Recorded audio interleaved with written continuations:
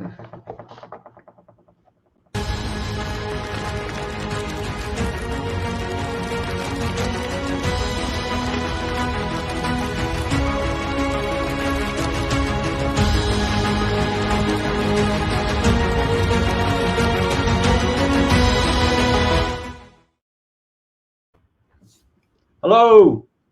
and welcome to the Danny. ComX Hello, Aussie everyone. Indie Comic Review. And of course, this is the spiel. This is where we look at the current and classic Aussie indie titles, whether it be a standard one-shot, part of a series, or a graphic novel. And we're back for 2024 after 12 successful episodes last year. We decided to come back. Successful in the sense that we finished them and uploaded them. None of them went viral by any means, and there have been feedback that it's been a rather meandering, non-structured affair. But hey, that's how we roll, or that's how we drift. That's our default state of being. And my aim for this year is to try and get as many R's and ums in one episode as possible. So, come on, have people been giving you crap about that? No, I just did some watch some feedback, not some feedback, watch some of the episodes myself, and I thought, oh my god, I ramble on. But saying that, U's and R's. That's how you know we're human beings. That's how we're not AI projections. We're not holographic imaginings of some soulless corporate drone. We and we are because we are. Yes, but sometimes script would be nice. But hey, then we wouldn't be spontaneous, would we? Well, talking about feedback, we have got some people who have pushed forward their comics for us to review, and some of those names are quite big, and they'll come up in the next few episodes. One of them is a bit of a comic, Australian comic legend, and now this guy that we're doing tonight, in my opinion, is an up-and-coming legend, and it's probably sitting up there now in only such a short time, and that's Dave Dye, and he's asked for us to review Amazing Tales number 5. Ta-da! Thanks, Shane. That looks great. Dave, 10 years ago. I love that cover, by the way. I mean, it's ominous. It's foreshadowing. If only you knew what they were looking at. It's emergent of so many questions, and the answers will horrify you. Yes. Make you want to keep reading in equal shares. Dave usually stays away from coarse language and gory details, but the first story, Souvenir, does have some dark parts in it. Dave was in the army for up to 35 years, so I have no doubt that he may have seen or had heard of some horrible things happening. Being in the army, probably very well would have known of that stuff. But that's a continuing story. The first story is what is it? It's fairly long. It's Dropship 15. I got the numbers here. I had the numbers here. Now I don't know what I've done with them. But it takes up almost half of the comic, and it's a sci-fi army adventure. But the thing about this sci-fi is it's very foreseeable. None of the technology is too fantastical. It's almost within the realms of our creation. The vehicles and the armor. It's only slightly enhanced from what's available now or what we see now. And that's the whole idea. If they had a date on it, probably would be something like in the year 2028 or something. It is like that. But just to put a bit of exposition, it follows a squad squad? Platoon squad, or is it the other way around? There's, who knows? Either it follows a platoon or a squad of soldiers who have been dispatched to neutralize a terroristic threat, who has in their possession aiming device, presumably for some kind of intercontinental ballistic missile. And we won't elaborate any more from there, because I believe the 16 pages that constitutes the story is very much situational. And to describe the situation would be to unfold the narrative itself. But I will say that for all its gore, and there is cruelty within these pages that gives you a real glimpse into the woolly and murky depth of the antagonists of the villains. But within the pages of this barbarism, the narrative itself, which is self-contained, I have to say, you don't really need to have any pre-knowledge going into it. But the narrative is very clever in its use of the concept of a souvenir as being the main driving force, giving structure to the story that emerges. And the souvenir just pops up and influences how things unfold in the most fortuitous ways, and again in the most conceivable ways as well. Yeah, I agree, and but saying how that souvenir is important, and how both sides look at it, and how it's at the start and at the end. I also find with Dave's storytelling, there's some great humour in there at the start.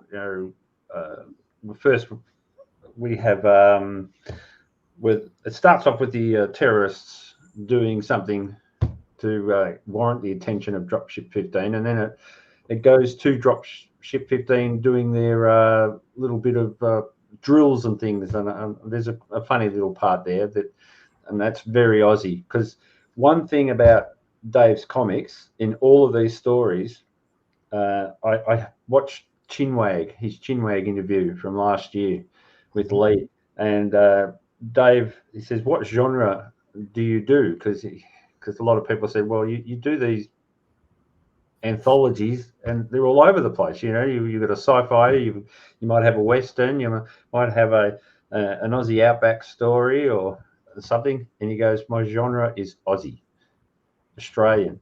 And the vernacular is very Australian in all of the Dropship 15 people. It's no mistaking that even though it's a world army, Dropship 15 is Australian, so it kind of has that nice homey feeling about it. You can see the humour. The slang is there's a vernacular there that's ear strikingly Australian. But I'm going to say something straight up now. What I love about this comic is this comic reminds me of what I grew up with in my later teens, early 20s. This comic just reminds me so much of an American Underground, just the way it's drawn, the hand lettering, the set out of the panels, the funny kind of stories that it's like nothing else. And Dave, not being part of the comic community for so many years and then coming into it, has his own style, and it draws back to that time, and I love it. It's just really, really hits a home run with me, with the style that I really love, and I've grown up nostalgia points. Nostalgia points. Yes. And so every time I read it, I thought this comic could be 30 years old, but then you realize that no, it's not. It's very new. But 30 years old is only 90s. I mean, there we go. We'll say 50. We can say 50 years old. Oh God, I'm aging myself. But then again, Dave is older than me. Dave's going to be 64, 65 this year. I'm not sure. So he only really started doing comics when he left the army, which I Yeah, think which explains the erudition and the detail in each page. And speaking of erudition, I think that's a great segue into the second story, because there is a very detailed and rich nomenclature in the I guess the emergency fire department community. Well, Dave also lives in the country, where and kind of I think he's up in the Mallee, so that's almost like a semi-desert. And bushfires there happen very regularly because it gets very hot and dry during the summer. Also, going back to that interview, Dave, while he was in the army, was a fireman for 14 years. So he's also got some major experience with that. But reading this story, it's like an everyman story. It's very nuanced with it. Yeah, the plot itself, again, it's not fantastical.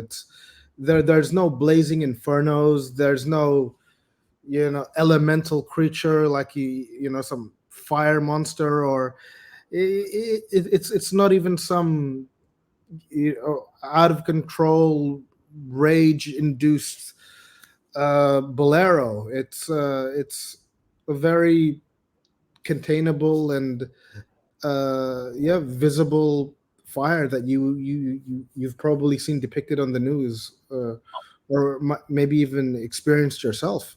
Yeah. Reading through it, it could almost be taken out of any CFA guys.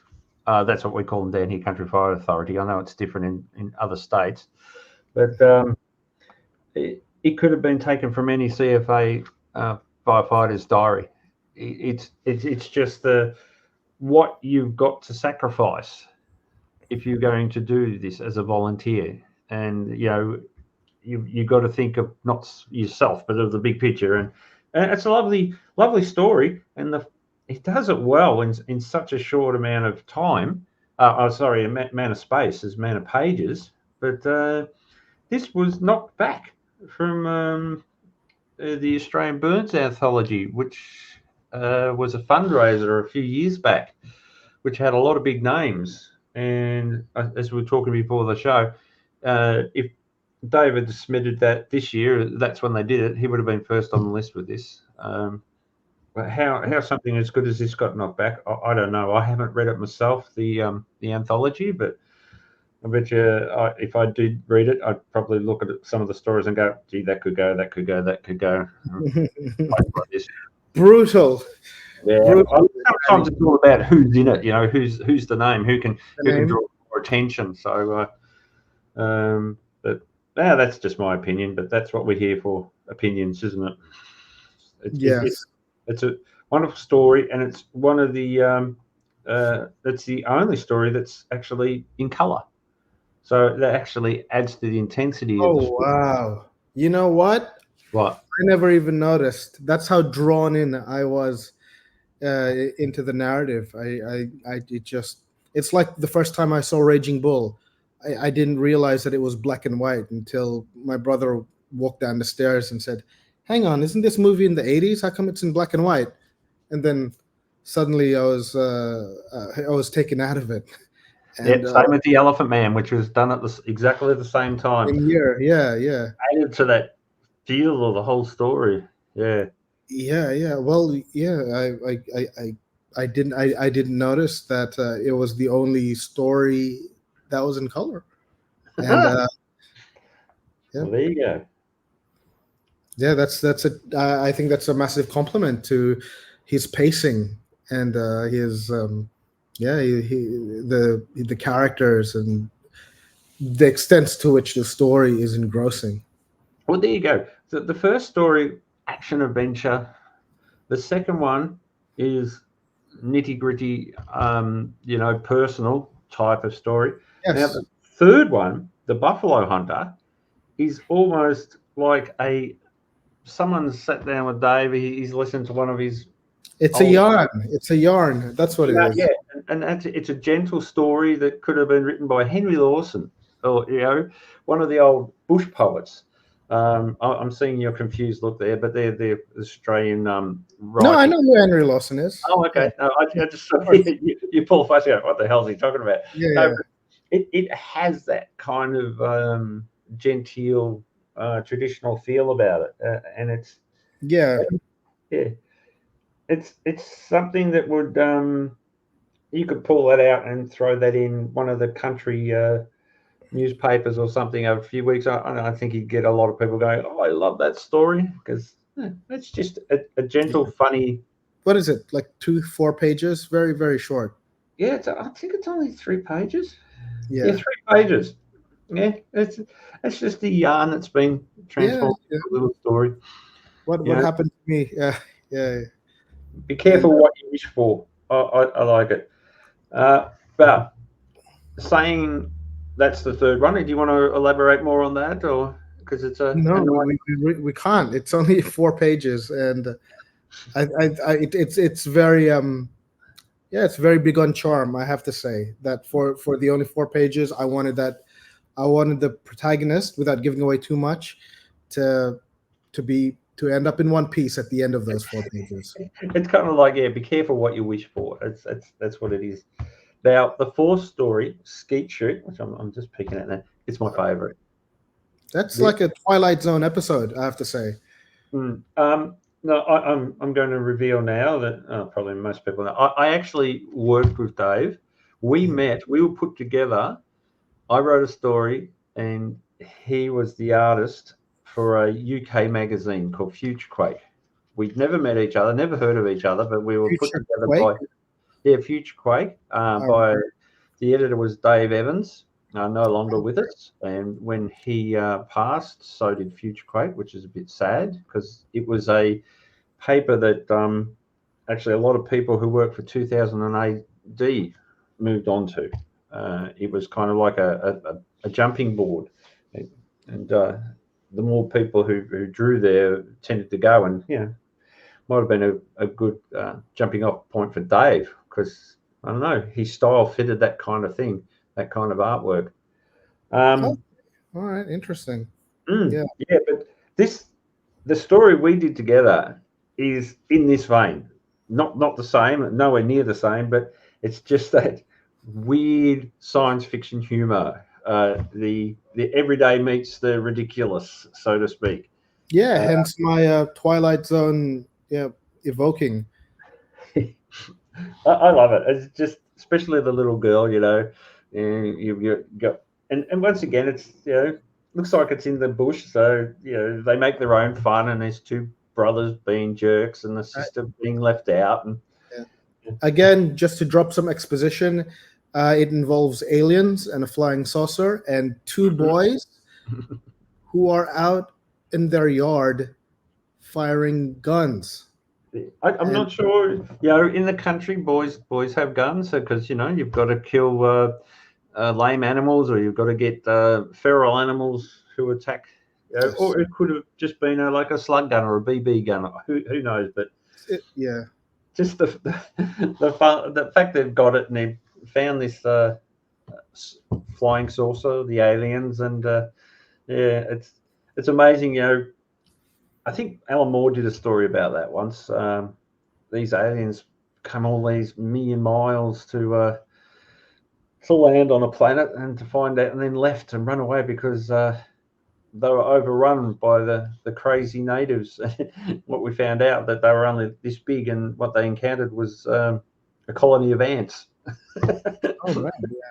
Yeah, they were invading Earth, but Earth was just too dangerous. There was a Twilight Zone episode where the big twist was that the giant woman was actually the native, and the little astronaut was the alien who had breached her planet. It may be a reworking of a lot of things, but with this story, it has that little different twist, because they do antagonize the aliens. They're the big child there.